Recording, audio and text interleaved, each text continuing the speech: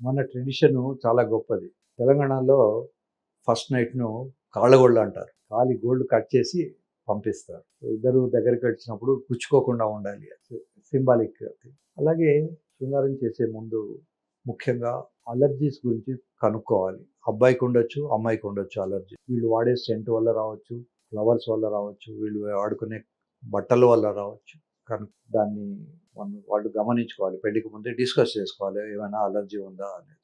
రెండోది ఒక social vision చూస్తున్నారు అన్న ఫీలింగ్ వచ్చినప్పుడు కొంచెం టెన్షన్స్ ఉంటాయి. సో, ఆ ఫస్ట్ నైట్‌కు ఇదివరకైతే మంచం పట్టుకొని లేదా అమ్మాయి తరఫున వాళ్ళు ఇచ్చే ఆ కానుకలన్నీ మొత్తం ఊరంతా తిప్పి వాడు అబ్బాయి ఇంట్లో పెట్టేవాళ్ళు. నౌడేస్ ఆ కల్చర్ బహుశా తగ్గిపోయి ఉంటుంది. ఈ ఫస్ట్ నైట్ అనేది పర్సనల్ వ్యవహారం. దాన్ని సోషలైజ్ చేయక్కర్లేదు. సోషలైజ్ చేసినప్పుడు అయిందా లేదా ఇట్లాంటి టెన్షన్స్ ఉంటాయి. చాలామందికి కన్నెపొర మీద దురభిప్రాయాలు చాలా ఉంటాయి. కన్నెపొర కొంతమందికి అసలు పుట్టుకలోనే ఉండకపోవచ్చు. లేదా కొద్దిమందికి చిన్నప్పుడే అది డ్యామేజ్ అయ్యి ఉండొచ్చు. జంప్ చేసినప్పుడో అప్పుడో.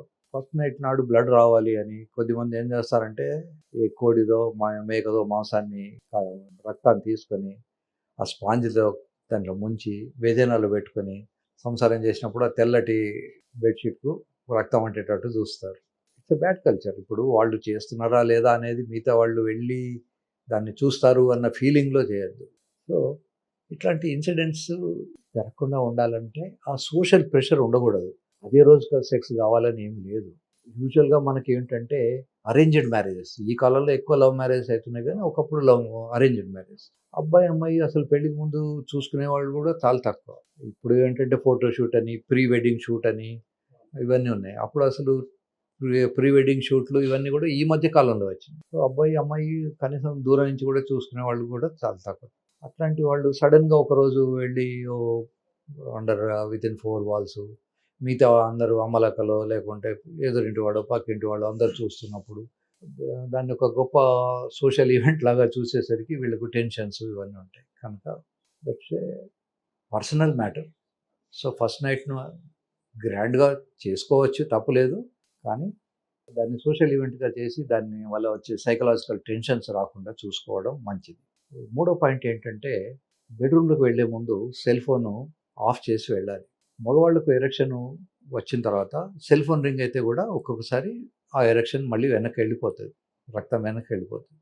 సో, ఆ స్ట్రెంత్ ఉండదు. మళ్ళీ స్ట్రెంత్ రావడానికి వాడు మళ్ళీ ట్రై చేయాల్సి వస్తుంది. సో, బెడ్‌రూమ్‌ను ఒక గుడిలోకెళ్ళినంత పవిత్రంగా బెడ్‌రూమ్‌లోకి వెళ్ళాలి. చక్కగా స్నానం చేయాలి. చెమట కంపు రాకుండా చూసుకోవాలి. సెంట్స్ అవి బాగా స్ట్రాంగ్‌వి వాడకూడదు. అమ్మాయికి ఏది ఇష్టము, అబ్బాయికి ఏది ఇష్టము అనేది వాళ్ళు ముందే డిస్కస్ చేసుకోవాలి. సో, ఆ పర్టిక్యులర్ సెంటే వాడుకోవాలి. ఈ సెంట్ విషయాలు కూడా నాకు కొన్ని పేషెంట్స్ చెప్పారు. ఆ అమ్మాయికి బెడ్‌రూమ్‌లోకి వెళ్ళగానే ఆస్త్మా వచ్చేసింది. ఆ పర్టిక్యులర్ స్ట్రాంగ్ సెంట్స్‌తో. శృంగారం అటుంచి అసలు మళ్ళీ హాస్పిటల్‌కి తీసుకురావాల్సిన పరిస్థితి. సో, అవి అట్లా కాకుండా ఇవన్నీ చూసుకోవాలి. కొద్దిమందికి కొత్త బట్టల వల్ల కూడా వస్తుంది. కనుక దాన్ని సాధ్యమైనంత వరకు ఎక్కడైనా వేరే ఊళ్ళోనో ఎక్కడో ఆ ఇద్దరు వెళ్లి చేసుకోవడం ఐడియల్. రాదర్ దాన్ దాన్ని ఒక పెద్ద ఈవెంట్ లాగా ఇంట్లోనే చేసుకోవడము అవన్నీ చేసేది కన్నా. పూర్వకాలంలో ఏమిటి అంటే అమ్మాయి ఇంట్లో ఇవన్నీ చేసేవాళ్ళు. అమ్మాయికి కొంచెం భయమేస్తుందేమో తల్లిదండ్రులు దగ్గర ఉంటారేమో. అంత చిన్న పిల్లలకి ఇప్పుడు పెళ్ళిళ్ళు ఎవరు చేయట్లేదు. మ్యారేజ్ ఏజ్ చాలా పెరిగింది. ఒకప్పుడు 8 ఏళ్లకు అమ్మాయిలకు పెళ్ళిళ్ళు చేసేవాళ్ళు. ఇప్పుడు 25, 30, 35, 40 ఇయర్స్ కూడా వస్తున్నాయి పెళ్ళిళ్ళకు. కనుక ఫస్ట్ నైట్‌కు ఇంకొక ఫస్ట్ నైట్‌కు గొప్పదనం ఏంటంటే మన ఇండియన్ కల్చర్‌లో చాలా రకాల స్వీట్లు బెడ్‌రూమ్‌లో పెట్టి పెడతారు. రష్యన్ సైంటిస్టులు ఒక ఎక్స్‌పెరిమెంట్ చేశారు. మగ ఎలుకల్ని కొద్ది రోజులు తిండి లేకుండా పక్కన పెట్టేసి, ఆడ ఎలుకల్ని దాని తర్వాత పక్కనే ఫుడ్డు కూడా పెట్టేసి మగ ఎలుకల్ని వదిలేస్తే, మగ ఎలుకలన్నీ కూడా పరిగెత్తుకొని వెళ్ళి ఫుడ్ దగ్గరికి వెళ్ళి ఫుడ్ అయిన తర్వాతనే ఆడ ఎలుకల దగ్గరికి వెళ్ళాయి. ఇందులో బేసిక్ ఇన్‌స్టింక్ట్ ఏంటి?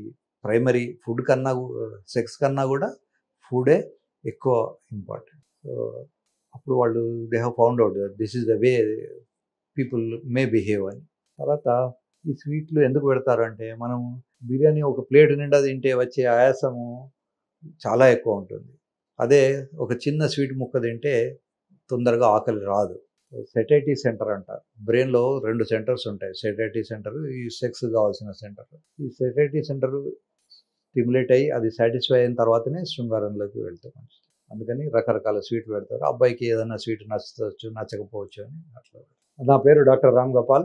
నేను హైదరాబాద్లో దిల్సుఖ్ నగర్లో మెట్రో పిల్లర్ నెంబర్ 1552 మీ సేవ రోడ్ మంజుసుధ హాస్పిటల్లో ప్రతిరోజు పొద్దున 10 నుంచి మధ్యాహ్నం 2 వరకు పనిచేస్తాను.